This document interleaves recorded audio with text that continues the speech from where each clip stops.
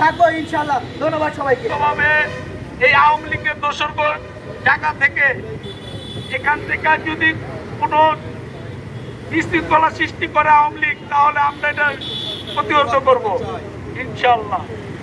আওয়ামী লীগের বড় বড় নেতারা তো পালিয়ে গেছে, কিন্তু বিভিন্ন সেক্টরে আওয়ামী লীগের আমলারা এখনো তাদের লোকগুলোকে সেট আপ করে। আরেকটা বিষয় যদি দেখেন, আওয়ামী লীগের আমলারা এখনো সরকারি চাকরিতে কেন বল হইল?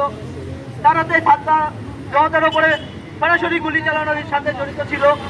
তারা তো এই আন্দোলনের সাথে সরাসরি আন্দোলনের বিরোধিতা করেছিল। তারা কেন এখন পর্যন্ত এই সরকারের এরকম কার্যক্রমে এখনো বল থাকে? এটা আমাদের মাথায় আসে না। এই প্রধান উপদেষ্টারা এবং স্বরাষ্ট্র মন্ত্রণালয়ের স্বরাষ্ট্র উপদেষ্টাকে বলবো, অতি দূরত্ব এদেরকে আইনের আওতায় আনুন, আইনের মাধ্যমে এদের বিচার কার্যকর করুন। ধন্যবাদ। এখন